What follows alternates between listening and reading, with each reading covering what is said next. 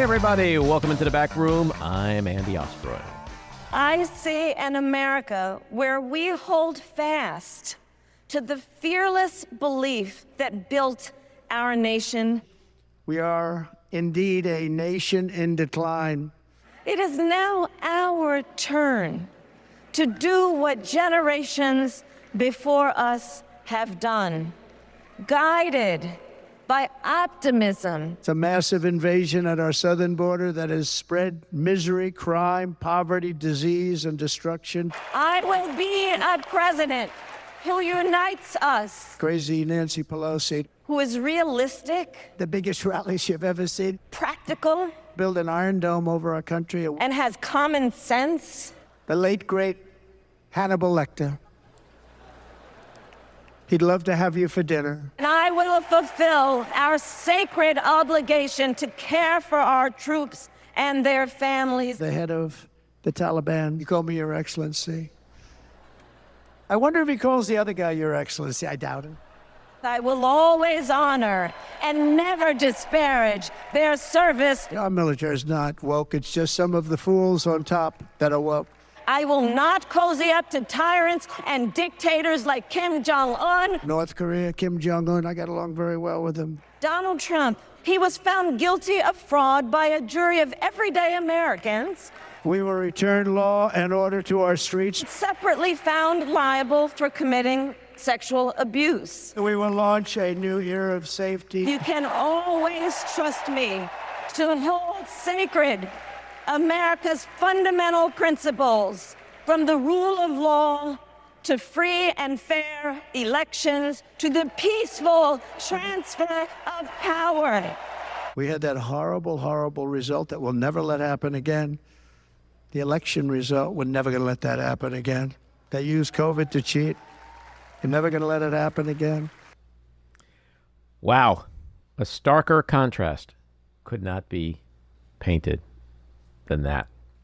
We're going to talk about all that and more with our guest, Stephanie Grisham, in just a moment. But first, thank you for tuning in today. We appreciate you listening. And we'd love to hear your comments. So email us at backroomandy@gmail.com and or post on our social media.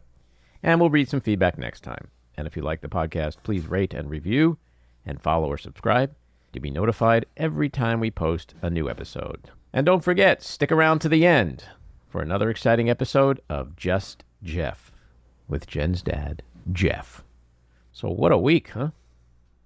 What'd you guys think of the convention? I've been waiting for this convention for a very, very long time. I loved it. I watched it from 7:30 to, I don't know, the wee hours of the morning sometimes. It was fantastic. And the themes of patriotism, defense of democracy, humor, and what I really appreciated was the Obamas got rid of when they go low, we go high. I'm so done with that. Yeah, that shit went out the window, didn't it? Yes, it did. Yeah, that was great because I was a little nervous about where was she going to go with that. Mm-hmm. But my instinct told me that it's a new day. And it is. You know, the stakes are much higher. The landscape is much different. Can't go high. Not with these people. No, I thought the convention went incredibly well. The ratings were obviously better than the Republican convention. Yeah, I mean, 21 million more people watched the first night of this convention than Republicans. Yeah. It was just such a contrast between last month at the Republicans convention. We had incredible speakers, incredible musical performers, incredible messaging. Mm-hmm. And the Republicans were just all about, you know, the sky is falling, all this Chicken Little shit. And we were like, hey, we love America. America's fantastic. Greatest country in the world. And we're going to make it better. And what was missing was Hulk Hogan and Kid Rock. I mean, we had Jason Isbell to start out, which is off the charts. No Kid Rock. It's true. No Kid Rock. Neither is John Legend or Steve or that guy Stevie Wonder. Who are these people? Who are these people? Hulk Hogan people. No, it was obviously going to be a better show. And what it really showed was how many Democrats there are that could be president. Mm-hmm. We had one speaker after another that were all qualified. And then you had the incredible emotional moments of Hadley speaking of her the horrible childhood incident with her stepfather. It was an emotional roller coaster. There were some incredible speakers and some that were not as good, but that doesn't matter. The main speakers were all extraordinary. Yeah, and there was passion and compassion and empathy and moments of love, real, true, genuine love between Kamala Harris and Doug Emhoff, between Tim Walz and Gwen Walz and his children, and Kamala's stepchildren, you know, the blended family thing. The family thing. And I was thinking about, like, trying to remember from last month when the Trump kids spoke. I say this all the time, but it's like they're not human. They just get up like robots and they speak in angry, belittling themes. There's no emotion. There's no passion. There's no love. You don't see any love between Donald and Melania. You don't see any love between Donald and his kids. You don't see the kids all loving each other. It's just like these manufactured political robot machines, these like men bots. And it was so, not just a stark contrast, it stood out in such an outstanding way for me. That's what the Democratic Party is. Well, there's so much strength in that, and so much strength in seeing something genuine and real that you can connect with. I felt that way about the military when they brought out, you know, a tremendous amount of folks who had been serving or are serving, and, you know, reminding people that we are the party of patriotism. Yeah. Well, let's play this Tim Walz clip for a second. I wound up teaching social studies and coaching football at Mankato West High School. Go Scarlets! We ran a 44 defense.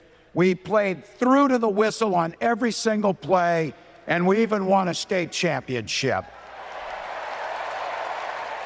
Never closed the yearbook, people.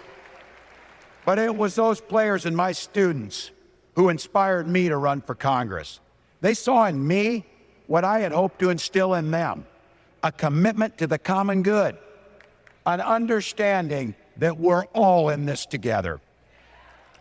And so to your point, Jen, my biggest takeaway from this convention was, yes, we have taken back patriotism. We have taken back the military. We have taken back national security. We've taken back law and order. We have taken back family values and faith.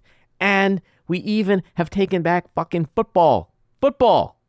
All of these things. USA, USA, USA. We've taken it all back. The flag, all of that stuff, which they have co-opted and stolen for years, painting liberals as weak and anti-law and order and anti-family and anti-faith and anti-military and anti-this and anti-that. And we showed them this week in such an inspiring, magnetic way that, no, those are all of the things that our party is about. And none of those things looks like the Republican Party today. Agree. And don't you want to be part of something that's full of joy and optimism? Sure. How could you not, as an independent, say, all right, I could be part of this doom and gloom and, you know, party of grievances, or I want to jump on the bandwagon of something that feels electric. Well, how do you watch this week and find anything to disagree with? Well, if you turned on Fox News, which I did on a few occasions, you found out that it was like a funeral there. It wasn't really fun. But this is a quote. It was like a funeral. No one really liked each other. It was a different world when you watched Fox News. Yeah, but those people who watch that and believe that, we don't need them. We don't want them. Sure.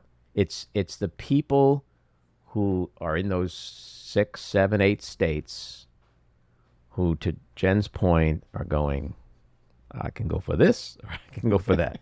I can go for that, or I can go for this. And in her speech, she began what I think is going to be a very successful journey in addressing immigration, Gaza, and the economy. You know, she's a prosecutor. She's going to prosecute this case like she was in a courtroom.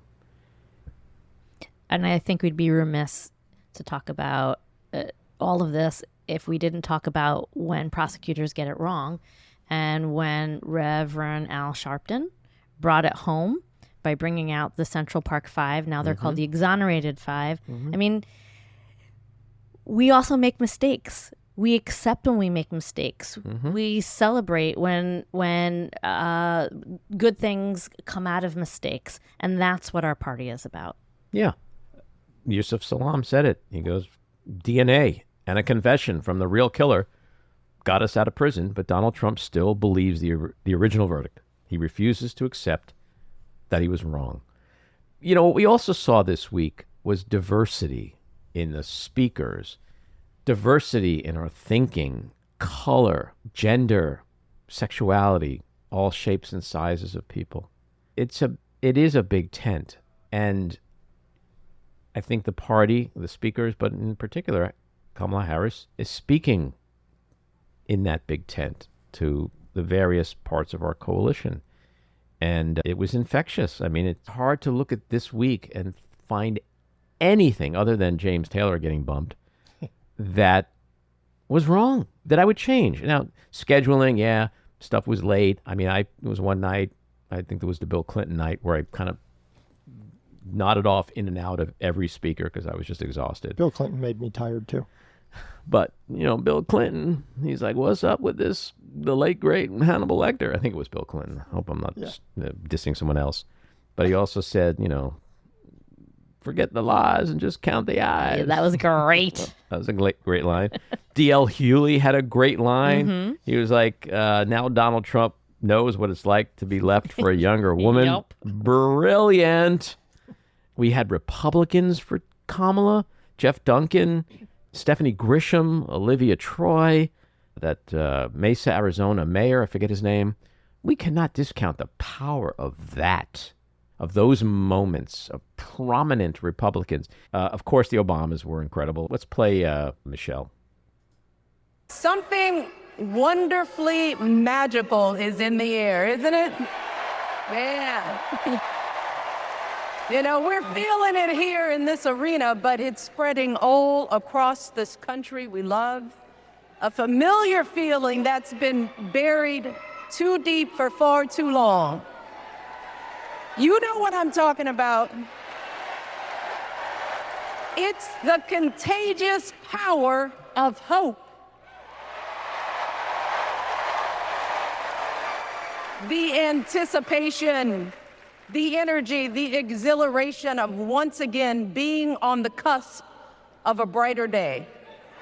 The chance to vanquish the demons of fear, division, and hate that have consumed us and continue pursuing the unfinished promise of this great nation, the dream that our parents and grandparents fought and died and sacrificed for. America, hope is making a comeback. What we also saw from Michelle last night, I think you made the point earlier, Jen, was just the old Michelle adage of when they go low became, we're going to kick some ass. We are going to kick some ass. She was fired up. She was hot, but she was delivering perhaps one of the best convention speeches I've ever seen. And then she was followed by this guy. Chicago! It's good to be home. It is good to be home, and I don't know about you, but I'm feeling fired up.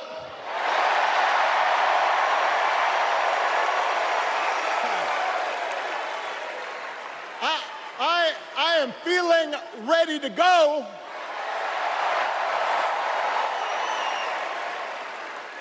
Even if I am the only person stupid enough to speak after Michelle Obama.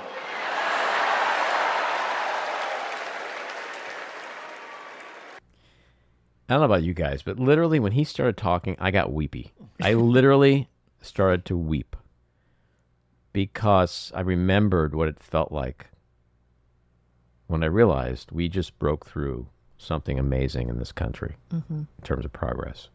And I feel that way again. So now, while all this awesomeness was taking place this week, we have this image also of Donald Trump likely sitting on his crapper at Mar-a-Lago, watching this on probably his large screen bathroom TV. And he was losing his mind. Last night, he lost his mind. I mean, he was truth socialing like into the wee hours. So what we have is a little snippet of what's been going through Donald Trump's mind this week. Just about every law enforcement group in the country has endorsed us, as you probably have heard. And there's a reason for that, because I believe in law enforcement. The other group doesn't. But you can't walk across the street to get a loaf of bread. You get shot, you get mugged, you get raped. We will stop the plunder, rape, slaughter, and destruction of our American suburbs. I keep the suburbs safe. I stopped low-income towers from rising right alongside of their house. And I'm keeping the illegal aliens away from the suburb. In 2019, they had 0. Now you have thousands of terrorists coming into our country. Thousands of terrorists. These are the people that blew up the World Trade Center. Bad things will happen. They don't arrest people anymore. And they shouldn't arrest people for saying the election was rigged, but they like that. They go after guys like me, but they don't go after people that kill people. So the other night I got hungry. I went across the street to get a little piece of challah bread, and I got plunder raped. What the fuck is he talking about? Like, you can't go to the deli without getting raped? Like, where is this epidemic that's occurring somewhere in this world that Donald Trump sees and no one else sees? Well, I think I mentioned this a few weeks ago, that his brain is always in like 1970s, early 1980s New York City sort of dystopian movies. It's like Soylent Green. He lives in a world of like... I was thinking Fort Apache. That's much better. Thank you. But to sort of put a pin in all this, the thing that I hope people take away the most is that one of the moments that we were talking about before, like the poignant moments, was when Tim Walz accepted, and he talked about his kids, and his son Gus, who suffers from learning disabilities, stood up, hysterically crying, and said, "That's my dad." This is a young man who has communication issues, and it was an incredibly powerful moment. But if you look at what's coming back at the Walz family and Democrats and this convention, and then especially online, like the cruelty. Ann Coulter went out and attacked him and said it was that was really weird. Great. Like, so again, she doesn't know what normal is, so to her it's probably weird. People in the middle, that's what I hope you're seeing. You're seeing a party where from the president on down, they make fun of people who are disabled. They make fun of people who are... Not only that, they make fun of young men who cry emotionally because that's what they should be doing. Their father is going to be vice president. It's an emotional moment. Sure. Family. That's a real family with real emotions. We call them humans. The Trumps are not human. I'm telling you, someday scientists are going to make a breakthrough where they find out, like, we have been invaded by an alien nation. For years. It started back at the turn of the century, and it started with Fred Trump. I don't understand these people. I'm an emotional person. I'm a sensitive person. I'm loaded with empathy. I cry. I don't understand people that don't demonstrate normal human emotion. What do you call them? Sociopaths? Trump supporters? Exactly. Crazy. Anyway, I love where the party is right now. I'm glad it all worked out. I think it even worked out better than anyone could have ever anticipated. It's almost unfathomable how well and how quickly it all came together. And I think it's hard to conclude anything other than the fact that it speaks to her personal leadership, her qualifications, her ability to unite and make shit happen. Yeah, I think a lot of people didn't know how good she was. The people who did know, if you look at quotes from Gwen Ifill from 10 years ago, said she was the female Barack Obama. And so there were people that knew her and knew that this was what she was capable of. All right, let's get to our winners and who. Sorry. This week, there are no losers. There are only winners. And I give the coordinators of the DNC 1,000%. Well done. Well done to the speakers. Well done to us, Americans, for feeling optimistic. And let's go get them. Go us. Yes. I'm going to have a loser this week. No. Sorry. No losers. I'm going to guarantee you'll agree You're with such a this one. potty pooper. Sorry. My loser this week are the people of Arkansas. In a 4-3 decision, the Arkansas Supreme Court sided with state officials and ruled that they're not going to allow the abortion rights question on the ballot. I stand corrected. My winner, I'm going to go straight to Harris's great nieces for teaching everyone how to pronounce her name. That was awesome. My winner, Kamala Harris, Tim Walz, and the Democratic Party, which is riding an intoxicating blue wave of energy, excitement, enthusiasm, sheer joy, and momentum. My loser, Donald Trump, JD Vance, and the GOP, which is drowning in its incompetence, tone deafness, bitterness, negativity, grievance, and failure. Which brings us to the weekly rant. So, Democrats just finished their convention week, and as expected, it was 4 days full of joy, inspiration, and hope. The speakers were extremely prominent and inspiring and diverse. They talked about America's greatness and its brighter future. The performers ranged from the poignant poetry of Amanda Gordon to the musical genius of Stevie Wonder, with so much epic pop, rock, and soul in between. The week was a moving display of patriotism, inclusion, and American exceptionalism. The central theme was passion, compassion, empathy, and love, accented by some truly heartwarming, emotional family moments with the future first couple, the second couple, Gwen and Tim Walz, and others. It was capped off by a soaring speech from the transcendent candidate who is going to be America's first woman and first black woman president, who promises to unify the country and be president for all Americans. It was everything that makes me so fucking proud to be a Democrat. Contrast that with the dark, dystopian dumpster fire of a shit show the Republican Party produced last month, which was a gathering of angry, hateful, whiny little sexist, racist, grievance-obsessed crybabies hell-bent on returning America to the 1950s, when blacks knew their place, Hispanics were in the fields, women were barefoot, pregnant, and in the kitchen, and when LGBTQ plus folks were in the closet. While Democrats staged their Woodstock 69, the Republican convention was an apocalyptic Woodstock 94, filled with gloom and doom. Well, as Kamala and Tim like to say, we're not going back.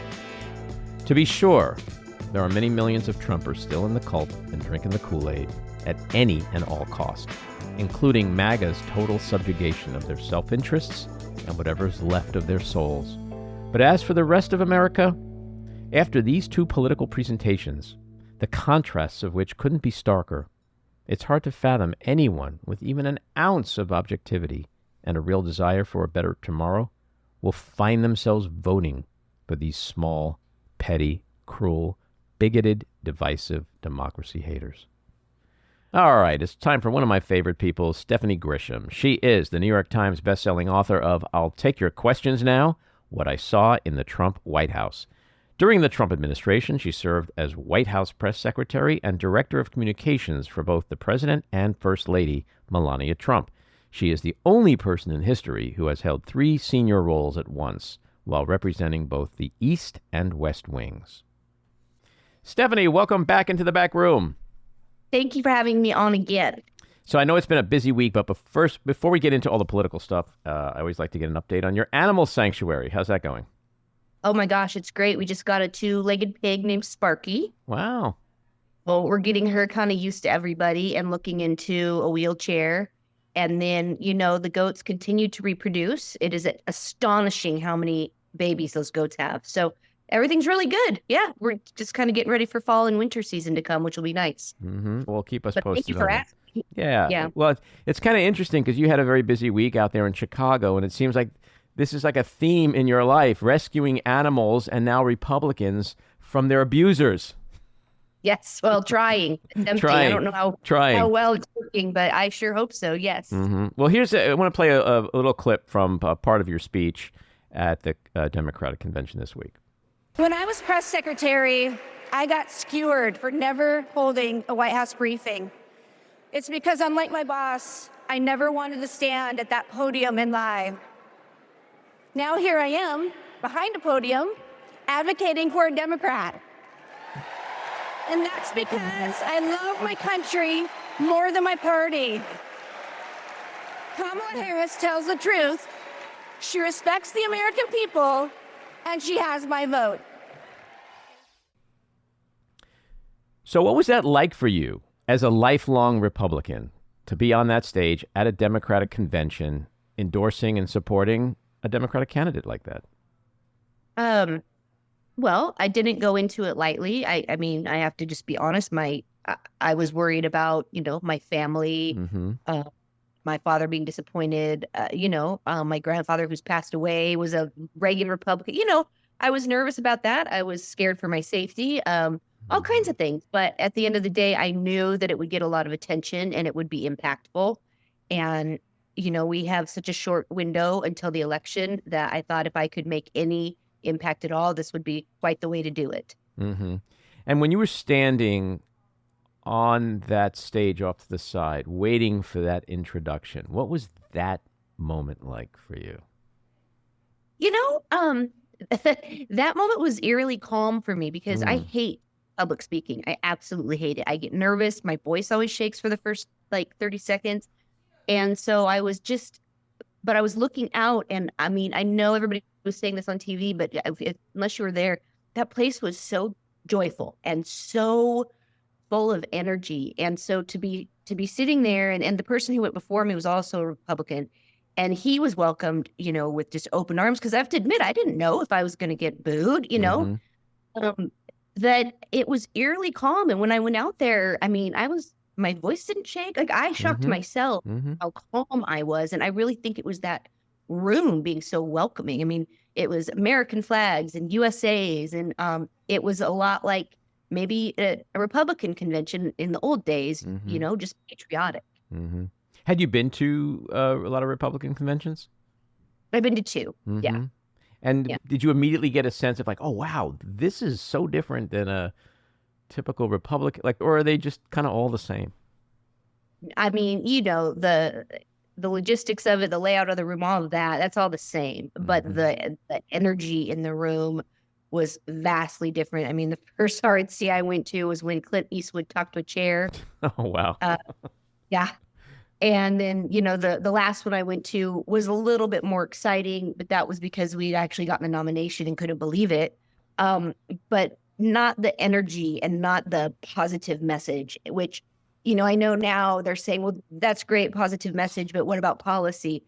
Right now, I really think the country is just so dark. We're being told it's so dark and so bad, and we need a building block of, we're going to just move forward and not hate each other all the time. And look, I have said over and over that she and I are not going to agree on many policies, but to me, I think Liz Cheney said it once, I can deal with bad policies if there are some for 4 years or 8 years, but I don't think the country can deal with him for 4 years. Well, it's interesting what you're saying. The message that you and your fellow quote unquote Republicans for Harris, who include Olivia Troy, Jeff Duncan, Adam Kinzinger, is this: to my fellow Americans, you are not voting for a Democrat. You are voting for democracy. You are not betraying our party. You are standing up for our country. I mean, you've all kind of said that in your own language.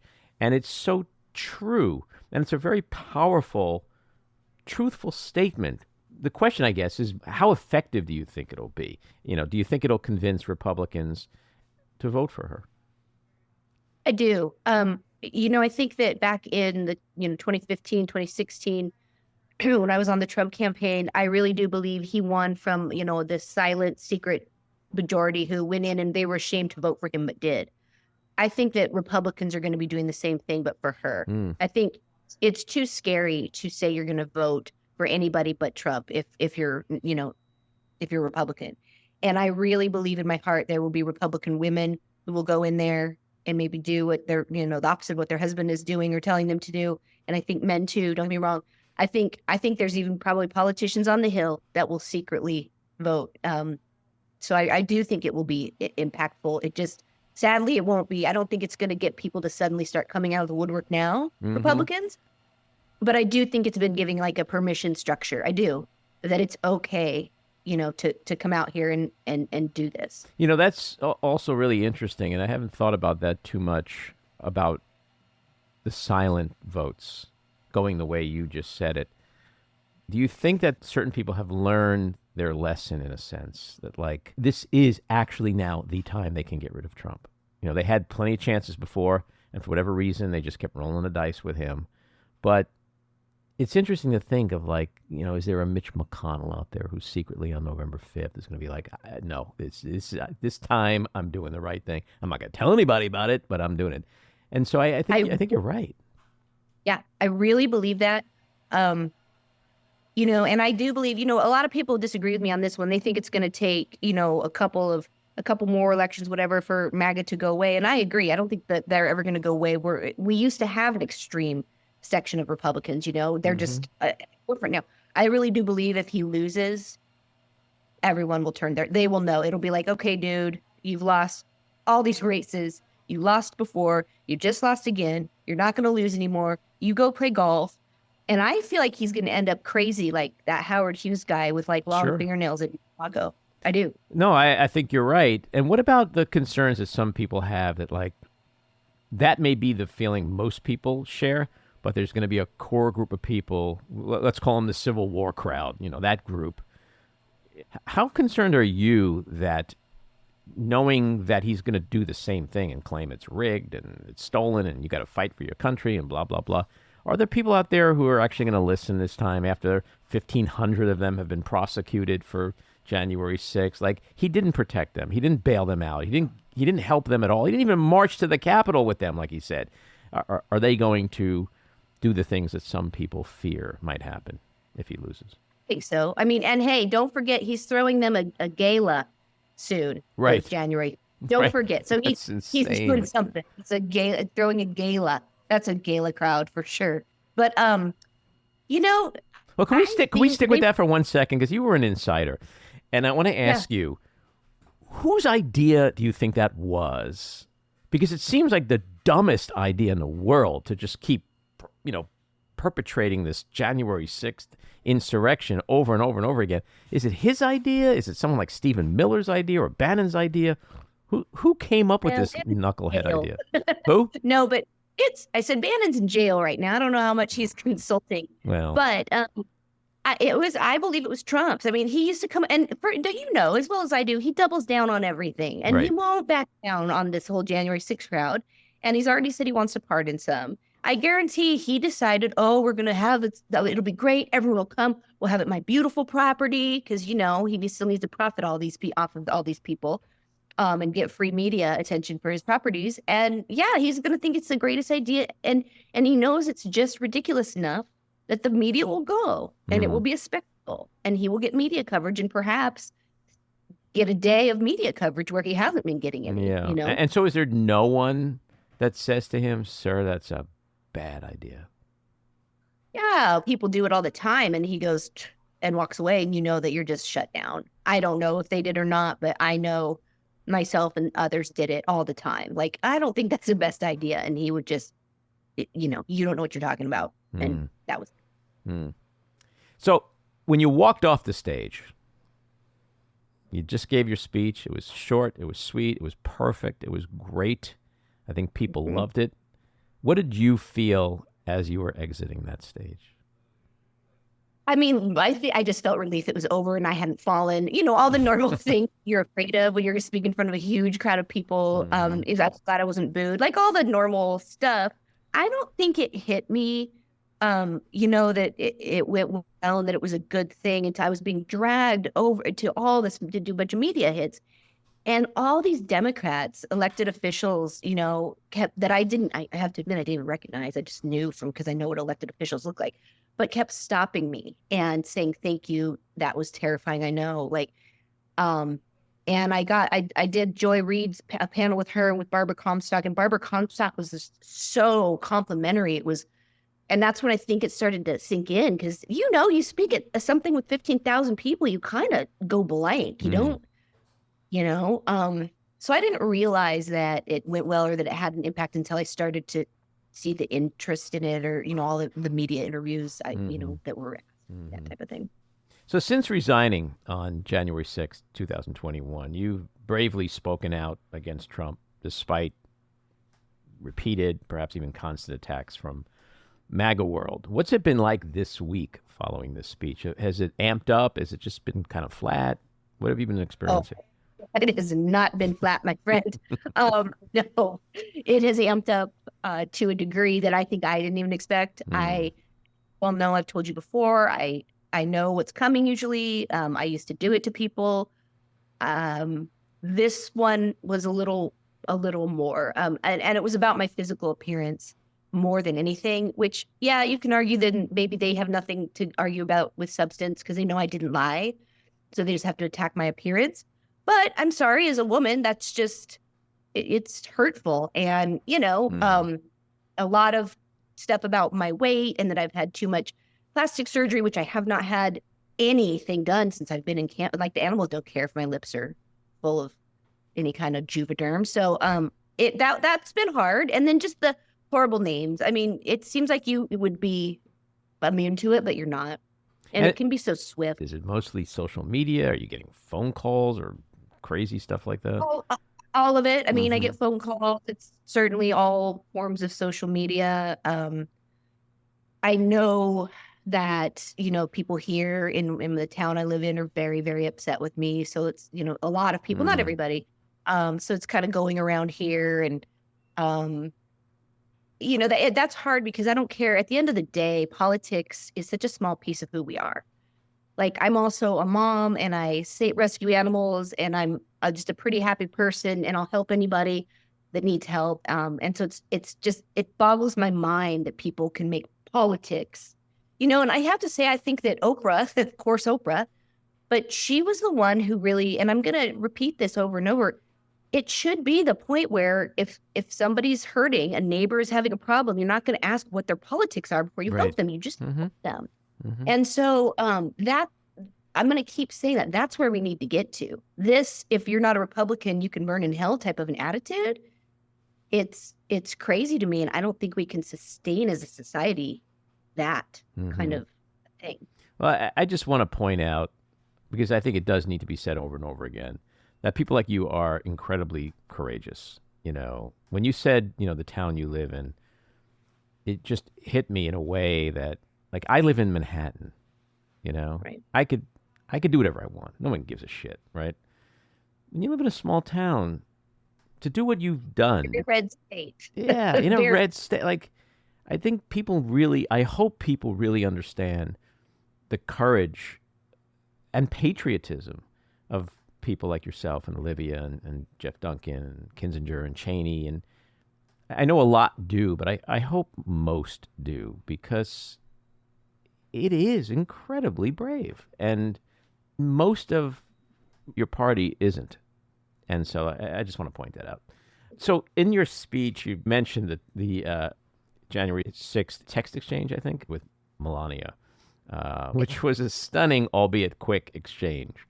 Talk about that for just a little bit. Were you stunned when you saw that response? Well, that changed everything for me. I mean, you have to remember that I had been trying to resign for a while, and prior to me going back to her at the end, I had been trying to resign, and she kept getting me to stay. And I felt that we were friends, and I felt that she was a genuinely good human being from all this time I had spent with her. And so I was committed to staying through the end for her to help close out her time. I was done with everybody else, with Trump and Meadows and everybody else. I was solely focused on her. And that text, that changed the direction of my whole life. That one text, because I resigned right afterwards because I just couldn't fathom. And I know her so well that I know she knew what was going on, and I know she didn't want to upset her husband because she had always been braver in the past to do stuff. And so that text literally changed the trajectory of my life. It's so interesting. Like when I heard you say that, and I'm sure other people felt the same way, you immediately start to like imagine and envision.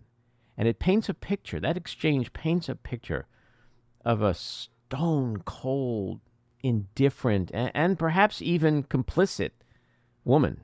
Is that Melania overall? I mean, no, it's not the Melania I saw. So perhaps there is maybe I didn't ever see it. Maybe she's that good.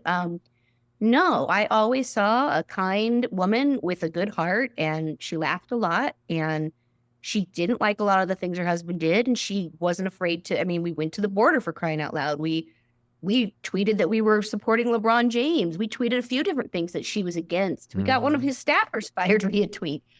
So she was fearless, I think, when she had a staff to be around her, when she could do what she wanted. I believe she knew she was going home.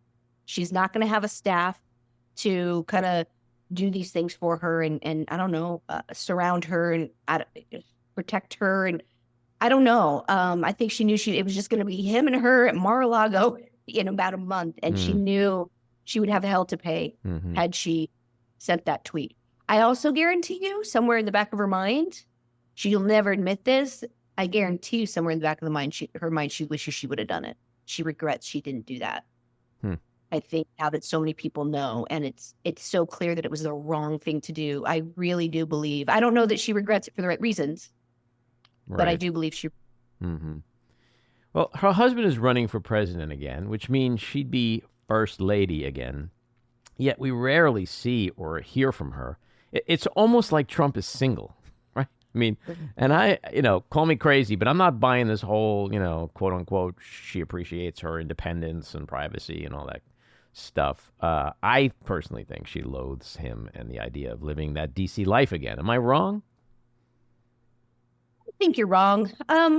I saw them a lot together, and they did have a partnership. I wouldn't say it was all romantic. I never saw that, but they did have a partnership, and he did call her a lot. Now, she would get upset with him a lot and disagree with him a lot.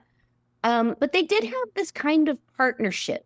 I do think and know from knowing her, she does like her privacy, and she too hates the scrutiny and the hatefulness of social media, especially, which is ironic from her husband. I know. But so I do think she's kind of enjoying like being away from him and his team of people who I'm sure when she saw Corey come back, she was like, great. I think she does like to be away from all of that chaos. I believe that if he were to win, I'm not sure she would live there full time. I think she'd be there for all the big events, but I have a feeling she would maybe be in New York and use Barron as a reason to be in New York, even though the boy's in college now. You can only use that for so long, What do you think about Lewandowski coming back, and also Kellyanne? She's actually back too, or?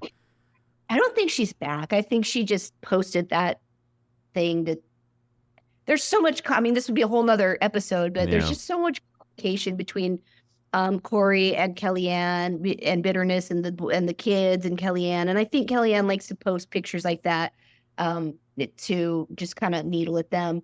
I called it to a reporter actually about a week before Corey came back. I knew that was going to happen. He's very superstitious, Trump, and things were going poorly. And I could see Corey calling him and saying, I could get this done for you, sir. And what's going to really happen is Corey is just going to create a whole nother level of chaos and probably infighting, because that's just who he is. And one thing I do want to say, if Melania ever perhaps listens to this podcast, she should really put something out about Gus Waltz and that people shouldn't bully children. That would be a brilliant move. Sure Melania, if you're listening, yeah, which maybe you are. I know you read my tweets once, but if you're listening, take Stephanie's advice.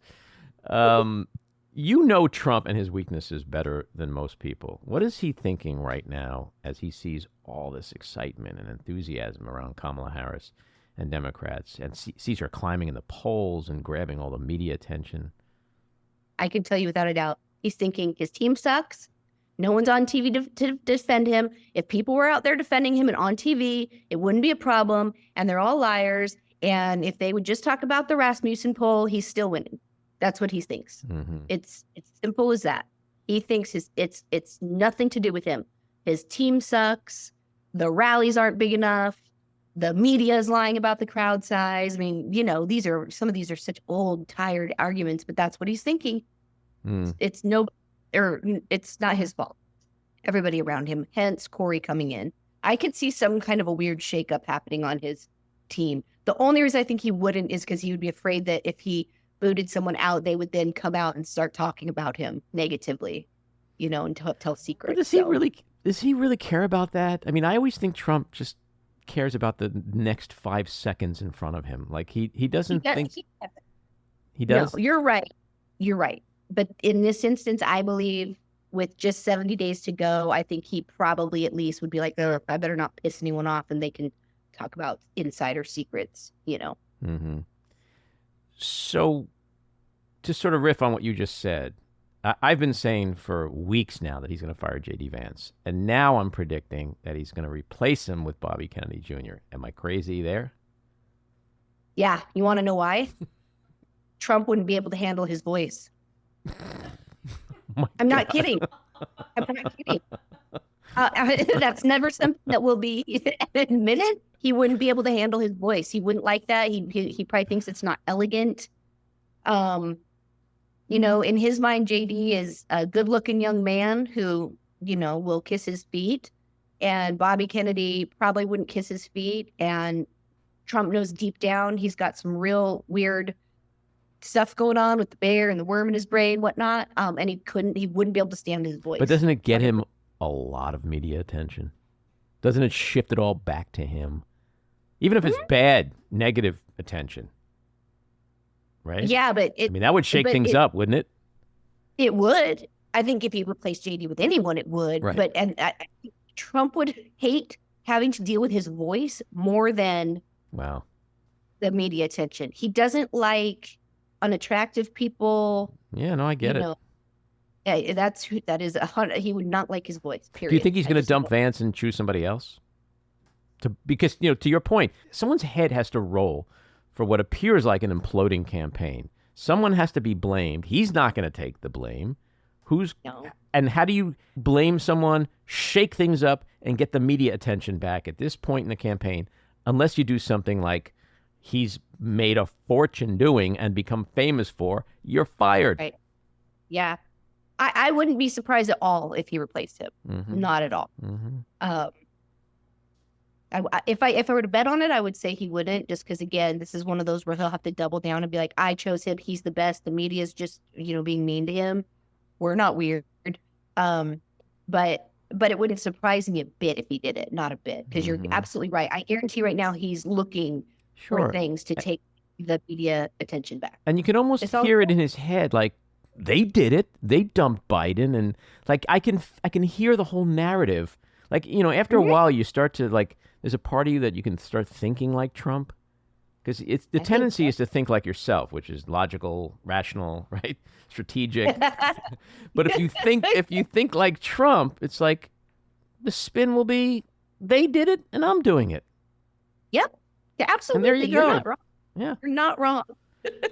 You mentioned Rasmussen, and you tweeted about that, I saw. And I was fascinated by that because you said that when you were in the White House, you guys didn't show him any other polls because that's the only one he asked for and the only one he ever cared about. And that is literally the emperor's new clothes. I mean, it is so... I know.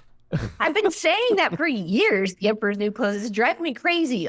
Yeah, like we would show him polls if he was up in them, Right. But if because he then they're was good. down, Then they're accurate if they're up. yeah, then of course. But every morning, almost every morning, when he would come downstairs and come into the Oval, we would all be waiting for him.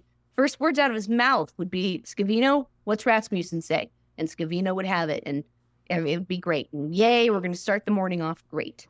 And that is literally what we would do. Yes. And do you think that's still happening? Like he's still being shielded from everything except Rasmussen? 100%. 100. I even wondered, I don't know if you saw that Truth post or whatever that he put out about Ryan Kemp. I wondered, does he know that went out? I literally wondered if that went out while he was like at dinner or something. Well, I wanted to ask you about that because he, obviously 3 weeks ago he was trashing the shit out of him, and now all of a sudden he's making nice. He actually donated, I think, $1,000 to a pro Kemp super PAC. This is not genuine on any level, right? And to your point, you're saying he may not even know, like somebody did it for him? I really wondered if they just like threw it out there and he doesn't know. And like if he does hear about it, he'll be livid pissed. I don't know that to be. Did that kind of stuff happen in the past? Like his postings were. We would do stuff all the time that either he would tell us to do something and we'd be like, okay. And he would forget and we just wouldn't do it. Or we would go around, he'd give an order and then like, let's say, Mattis or they'd go back and be like, no, don't do that. And usually he didn't have the attention span to remember. And so it was very rarely that he'd go back to people and be like, did this get done? Posts would be made without him knowing it on his Twitter back then? I don't remember us ever doing that. I don't think Scavino done that, but I don't know its new, crew. Right. I don't know how it's being done, but that tweet really surprised me. And that wouldn't have gone over well with his base, his supporters. They would think that's weak. So that one really surprised me. Yeah, it was out of character and just odd. Like after what he did and said, and will probably say again, because, he probably had a moment where he was like, hey, I need to do this and I'll get 5 seconds of whatever. And tomorrow he'll go back again, because to me, he's a sociopath. So he doesn't think like a normal person does. And so if he says something nice once about somebody, it's not like it's going to stick and there's going to be a pivot to nice all the time. Like you keep hearing people on TV talk about this stuff. It's like, guys, after 10 years, are you still waiting for the Trump pivot? Well, remember after the assassination attempt, that suddenly it was going to be this new, I'm like, whoa. Okay, guys, and that lasted all of a day, half a day. 5 minutes, I think, into his speech. Yeah. Oh, my God. So September 10th, he's got a debate coming up with Kamala Harris. Do you think he's going to actually do it, knowing him the way you do? Will he show up? I think he'll show up, yeah. Uh-huh. And if he shows up, what are his biggest vulnerabilities? Like if you were coaching Harris on this debate, what should she do to get under his skin and throw him off whatever game he's planning? Well, a couple things. I would say I would advise her to get in the mud a little bit and poke at him a little bit. Where's your wife? Little tiny things like that. Not a ton. I don't think she should turn into him at all. I think, but to get him off kilter. Because if she can be nasty to him, he's going to get pissed and be 30 times nastier. Right. And so I think she should poke him a little. And then I think that policy-wise, immigration and the economy are the two things that they're leaning on. Great. As Republicans, that's great. She can so easily talk right back to him about how we were in debt in the trillions under his administration and that he stopped that immigration bill. Like he stopped it. So I think she's got all of that really going for her, like actual facts on her side. But I think that being a very strong woman up there and poking at him a little bit will absolutely throw him off balance. And he'll just be nasty to her. And he won't be able to, because he's going to feel like a woman's making him feel small and he won't be able to help himself to just go after her. And I think that will look very bad. If this was Las Vegas and you had to place a bet, would you bet that she's going to destroy him in that debate? Yes. Just totally set aside my feelings for him or anything, or that I've endorsed her. just her prosecution background. Absolutely. You know, I think she's just literally got the skills Yep. that he does not have. And then he's just so easy to be like, you're lying right now. And he's just so easy to predict and piss off that I think she'll take full advantage of that. She's a smart woman. Yep. You know, I think you're 1,000% right on the prosecutorial thing. Because she's not just someone who's going up there and is going to be political and emotional and this and that. She's a prosecutor. She knows how to present a case. She knows how to give an opening statement, a closing statement, and she knows how to deal with freaks like him. And so I think we're going to see something like we've never seen before.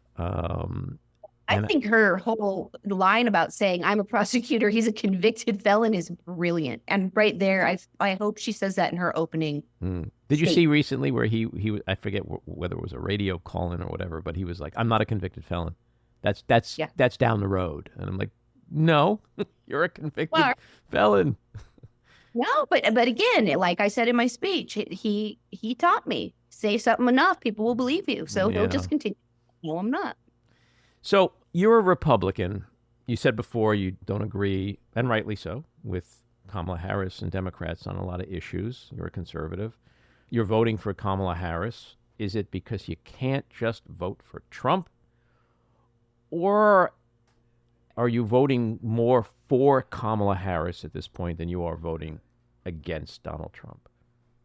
I've been asked that a lot. And, on my flight home, I actually was really thinking about it. And this is kind of a cop-out, but I just think the two things can both be true. I mean, I have such a unique knowledge of him, and I really believe that he will try to never have an election again once he's in there. I really do. I really believe he's going to try to become some authoritarian, Putin, whatever. But I do feel passionate about a woman's right to choose.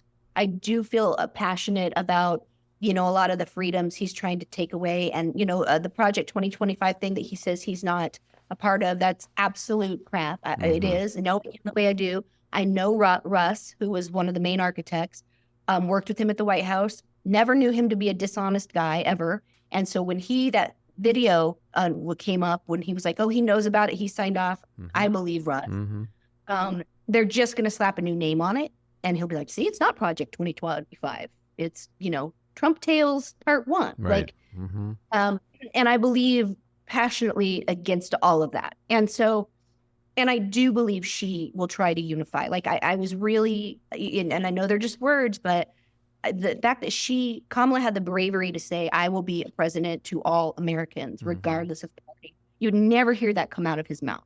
And so for that reason, absolutely, I want to vote for her and not against Trump. So, both things are true, but it's not fully just that I can't stand him.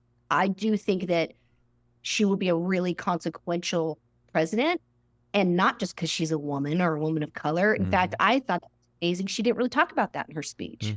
No classy things. And, I think that we've just got to get back to a place in America where our leaders have families that they love and are kind of more normal people and are just really trying to work for the country, and they're not worried about camera shots and lining, pockets. Well, you are one of the people that's helping us get back there. And again, and I can't say this enough on behalf of a lot of people, you are very appreciated, and I thank you for what you continue to do to put country over party. So thank you for that. And thank you for coming back on, and let's chat again soon. Always. Yeah. All righty. Take care. Yeah. Take care. Bye. All right. It is time for another episode of Just Jeff. Jeff, welcome back. Thank you. What's on your mind? I have a feeling you may want me to talk about my reaction to the Democratic National Convention.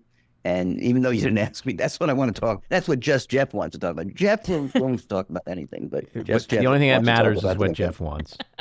Well, I have three very quick things. One deals with the second gentleman's speech. There was after he gave it the next day in the Times, there was a section about the best moments of the previous night. And there was a person named Matt Labash. I thought what he said was brilliant. He said, Emhoff was a genuine surprise, warm, funny, natural, clearly smitten with his spouse, just like Melania. Anyway, I don't like the term second gentleman, hopefully first gentleman. He used the word spouse. I think the term from this point forward should be first spouse, okay? And gender neutral. You know what? I think he should be called first Jew. First Jewish spouse. I say that as a Jew, so don't send me any email. I say, I think this podcast, that's fine, but I was thinking of a more generic audience. In any case, let me tell you, the other two things that Jeff wants to talk about are two Jeffs. One is Jeff Duncan, if you don't know, is the former lieutenant governor, Republican. Spelled differently. Lieutenant governor of Georgia, who was on. And he, at the end of his thing, he was trying to appeal to fellow Republicans. And he said, a vote for Harris does not make you a Democrat. It makes you a patriot. It was a brilliant line. I think that was it. And then the final one, I have this very his name is, hopefully the next Speaker of the House, Hakeem Jeffries. He's the Democratic leader right now. I have a very special fondness for him because I worked with his father, Marlon, for many years. We worked for the same state agency. But I always saw Hakeem as very laid back, and I just couldn't believe his speech, which was like a little bit of hip hop, maybe a lot of hip hop. I was so impressed with it. And if you remember, he was comparing Donald Trump to an old boyfriend who you break up with, but he doesn't. He wants to come back. He wants to get back together with the American people. And so he says, bro, we broke up with you for a reason, okay? No reason for us to ever get back together again. Been there, done that. We're not going back. So you are hopeful. You're inspired. Yes, excited. I might even say I'm joyful. Joyful. There you go. We'll end on that note, and hopefully that joy is going to turn into victory in November. Okay. Thanks, Jeff. See you next time. Take care. Bye-bye. This episode of The Back Room was edited and produced by me, Andy Ostroy. It was co-edited and co-produced by Maddie Rosenberg, and co-produced by Jen Hammoud. Our theme song was composed by Andrew Hollander, and our logo was designed by Cricket Langell. And special thanks to Patricia Wind. Please take a moment to rate and review the podcast, and also follow or subscribe. Until next time, keep your eyes on Washington, Hollywood, and your own backyards, and have a great week.